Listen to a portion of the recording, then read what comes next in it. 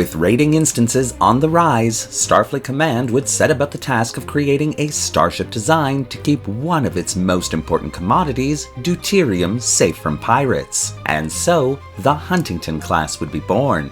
But what do we know about this seldom discussed starship design? Well, today we'll find out.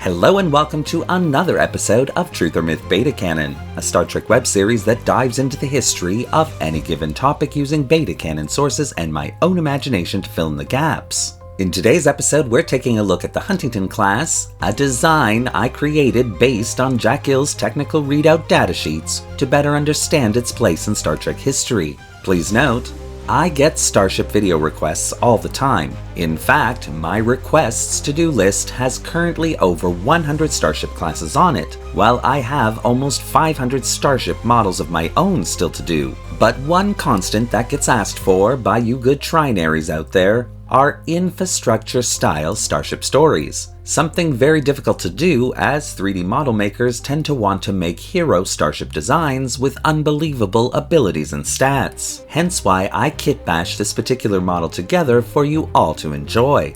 But, as always, because this is just a beta canon video, all information relayed should pretty much be taken with a grain of stardust and only considered a little bit of Star Trek fun. And so, with all that out of the way, let's begin. Starfleet's starships of the line were truly works of art. Elegant lines, majestic silhouettes, and tones, which conveyed almost a fantasy-like quality to them all, went a great distance in contributing to the goal of expanding the United Federation of Planets through alien memberships. After all, what alien species could say no to joining an organization with starship classes that evoked a sense of awe and wonder like Starfleet's did?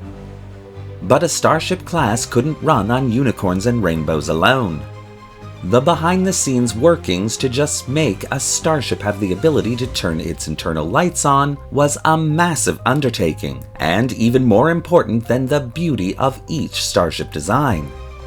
The technological explosion of the 2270s would see a plethora of new starship designs take center stage in Starfleet's cosmic production. The Constitution-class refit and all the aesthetically similar classes of the era had propelled membership into the United Federation of Planets like never before. But in order to keep the UFP's dream of stars burning bright, required massive amounts of fuel, meaning matter and antimatter. As is taught in grade school classrooms, generally speaking, antimatter is a natural or artificially created subatomic particle derived from matter with an opposite charge to said matter. Antimatter was created easily enough, with the United Federation of Planets being full of facilities dedicated to that task, as well as mining facilities for collecting naturally occurring sources of that material. But these facilities, like every starship class, also ran on matter, or in technical terms, deuterium. Deuterium, an isotope of hydrogen, also sometimes referred to simply as heavy hydrogen, requires considerable labor to refine even a small amount, making it a quite valuable commodity. Furthermore, the process is quite dangerous, as deuterium can burn almost as hot as plasma if ignited. Thus, along with dilithium crystals, deuterium would become one of the most sought-after substances by pirates and raiders. And to combat this threat and ensure safe and secure transport of this vital material, Starfleet Command would create a starship class whose unusual design would only be outdone by how well armed it truly was. And in 2277, the Huntington Class would be born. Sitting at a length of 261 meters, the Huntington Class would be designed to be operated by only 52 specially trained officers and crew members.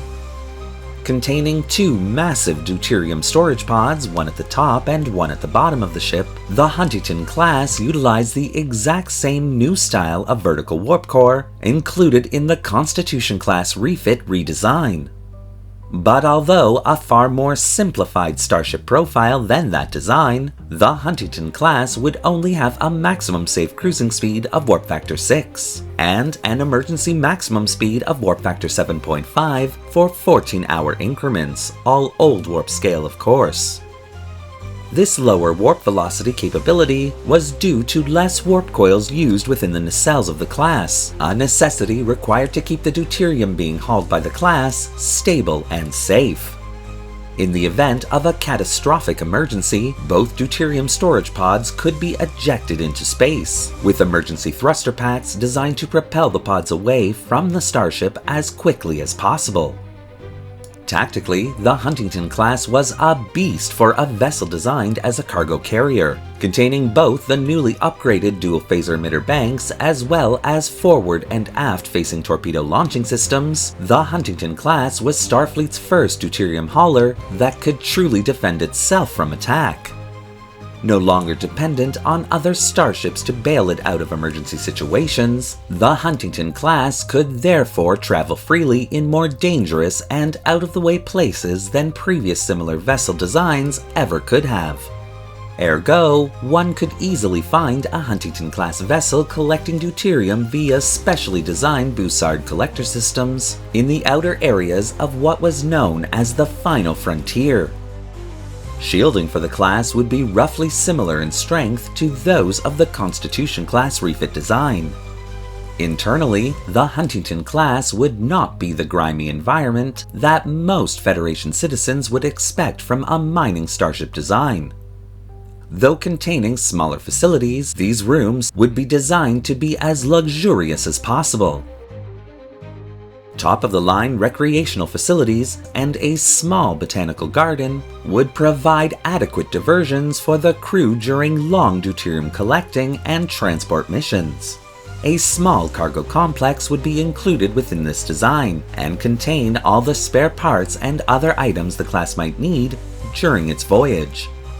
The Huntington Class would also contain a single smaller shuttle bay located in the aft section of its primary hull that would be fully stocked with emergency escape shuttlecraft should an emergency situation warrant abandoning the said starship. The launch of the Huntington Class in 2277 would be relatively underwhelming, though vital to the operation of both Starfleet Command and the Federation as a whole. Starships of this type were not really sought out to be covered by various news services of the Federation. Not considered glamorous or interesting by any definition of the Federation's public, the Huntington Class would continue in operation for almost a century, receiving periodic upgrades and refits as required. The Huntington Class would live a relatively quiet life, collecting deuterium and fighting off space pirates until 2375, when the completion of the Dominion War would force Starfleet to decommission the class in favor of newer, even more powerful designs.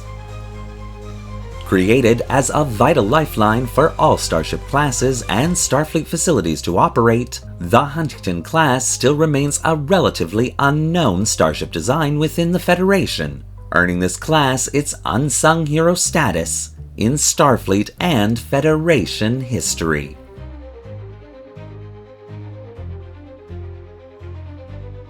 Thank you for watching today's episode of Truth or Myth Beta Canon. What do you think of the Huntington Class and the woeful historical narrative that I've created here?